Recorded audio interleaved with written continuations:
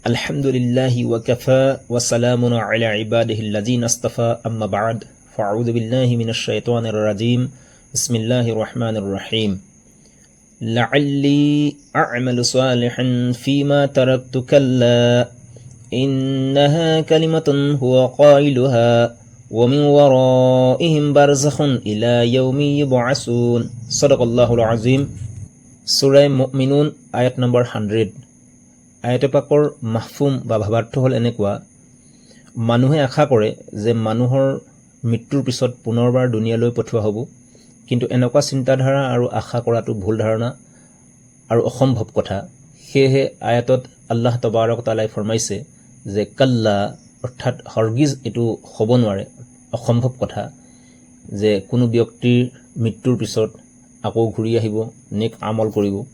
সেয়ে কোনো ব্যক্তিৰ যেতিয়া মৌত হৈ যায় তেতিয়া কিয়ামতলৈকে অৰ্থাৎ দুনিয়া আৰু আখিৰাতৰ মাজৰ যিটো ব্যৱস্থাপনা আছে যাক কবৰৰ জিন্দগী বা আলমে বৰজখ বুলি কোৱা হৈছে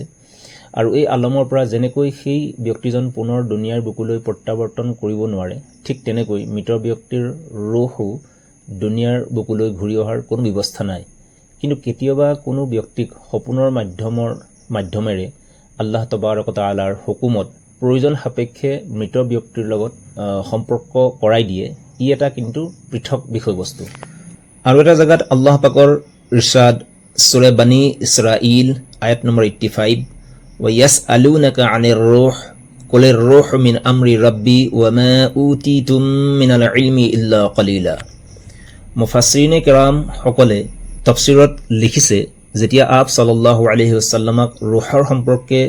মুশৰিকিন সকলে প্ৰশ্ন কৰিছিলে তেতিয়া আল্লাহৰ ফালৰ পৰা ওয়াহি হিচাপে ইৰশাদ হৈছিলে যে ৰূহ আল্লাহৰ এটা হুকুম হয় অৰ্থাৎ ৰূহ এনেকুৱা হয় যে এই সম্পৰ্কে আল্লাহৰ ওচৰতে ইলম আছে সেয়ে আল্লাহৰ বাহিৰে ইয়াৰ হকিকত তথা আসল ৰহস্য কোনেও নাজানে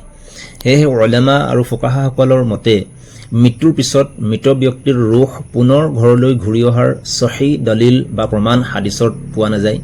গতিকে মৃত্যুৰ পিছত ৰূহ ঘৰলৈ আহি পৰিয়ালৰ জীৱিত লোকসকলৰ সৈতে বা তেখেতলোকৰ অৱস্থা দেখি পেলাই খুশি হৈ যোৱা বা দুখী হোৱাৰ যি আকীদা বা চিন্তাধাৰাবিলাক আমাৰ সমাজত চলি আহিছে ই এটা ভ্ৰান্ত ধাৰণাহে মাত্ৰ ইয়াৰ উপৰিও 40 দিনলৈকে মৃত ব্যক্তিৰ ৰূহ আহে